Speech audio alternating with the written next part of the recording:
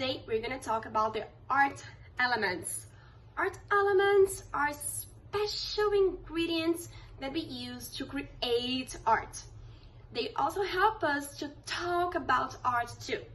So pay attention, because if you want to make an art recipe, the ingredients are lines, and shapes, and form when a shape is three-dimensional, and colors, value from dark to light, textures. Sometimes textures can be implied textures, meaning that you cannot really touch them, but you can see them, and space, which is gonna tell us if something is close to us, if something is far from us. So keep these ingredients in mind, because you're going to be using many of them right now.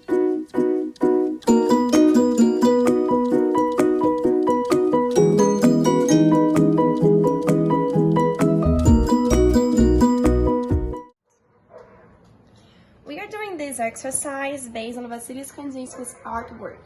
So you're gonna find a PDF of this page over here, which is Rolla Kandinsky. We have 1, 2, 3, 4, 5, and 6 in a die, and we have 5 of the art elements. We actually have 7 art elements, but for this work, you're gonna use these 5: line, shape, color, value, and texture. You're going to start getting one black marker. I'm using a black permanent marker because I have intention to use watercolors when I'm done. But you may use just a regular marker or even a black color pencil to do it, especially if you're just going to color with color pencils or markers. So this is as simple as the following. I'm going to start drawing my lines first. So you're going to get one die, or more if you want. I'm using 2 dice here. And I'm gonna start rolling. So 1 and 2, I gotta look for the lines for number 1 and 2. And I'm going to start adding these art elements over here. So let's start with a line. And the other line, I can turn my paper if I want to make slightly different. This one looks like a letter M. I can see that it's thicker on this space. I'm gonna make it thicker too right here.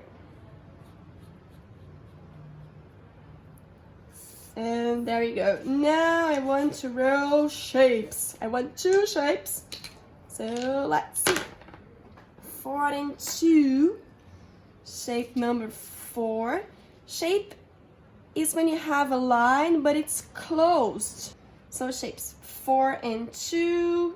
2. We have this, which is a kind of semicircle with a bigger semicircle that are connected. There you go. And shape number 4, I really like this one. For me, it looks like some monster teeth. So there you go. I want to add you right over here.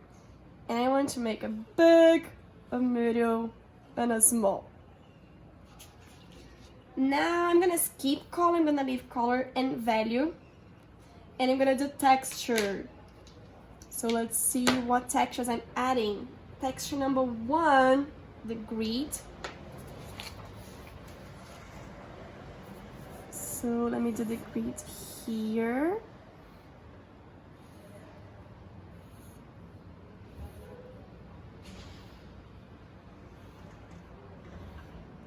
And texture number 5, which looks like the grid, but it has some of the squares colored inside. And I'm doing with this almost like a square, which is smaller here and bigger here, and give us the sensation of depth. It looks like that it's going up there. So to help to make the sensation, I'm gonna make 1 line here, and the other 2, like in the middle, and connect. So close to the middle and connect. I'm also trying to do a smaller space here and increase it as I come closer to the bottom. And then we paint in black some of them. Ew, this one is quite huge.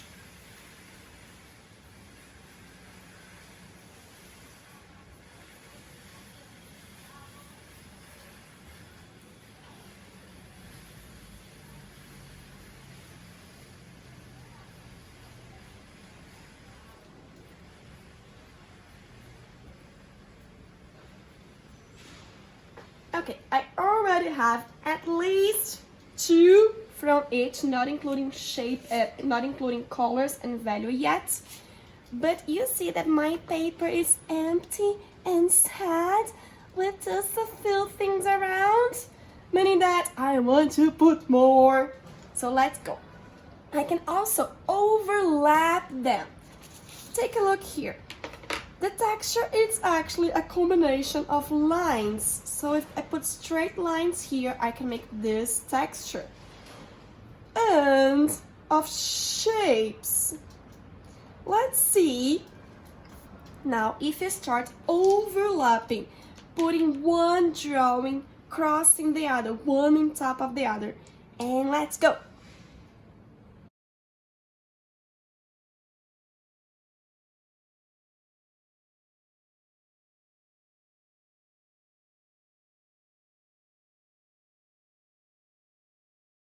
Now that I'm done with all my main drawings, I'm gonna start adding color and value. So color and value actually can work together. Let's see how. I'm gonna color first this part over here. I wanna see what color I'm using. So color number 3, which is yellow. So I'm getting my yellow color pencil. I can do yellow in a shade, or I can do it very strong or very lightly. Let's see how strong am I going to color it. So 2, kind of dark, but not too dark. So just come and color. If knowing the value looks too hard for you, try doing some colors with no value at all. Just color the way that you want to color this one, okay? There are 7 ways of how to add value to a color. I'm going to show the difference between coloring the yellow this dark and coloring the yellow this light. So I'm choosing the other one that is close, okay, so we can see. Coloring dark and coloring lightly. I'm going to finish my drawing actually with watercolors, but that's just because I don't have my crayons at home yet. Anyways, whatever material you use, just pick it up and finish coloring everywhere. In this case, it is very, very nice if you leave some textures of the colors appearing too. So you don't have to color all uniform around your paper. Just go around and finish coloring it. And this is my composition number 1, which I'm gonna sign Kandinsky.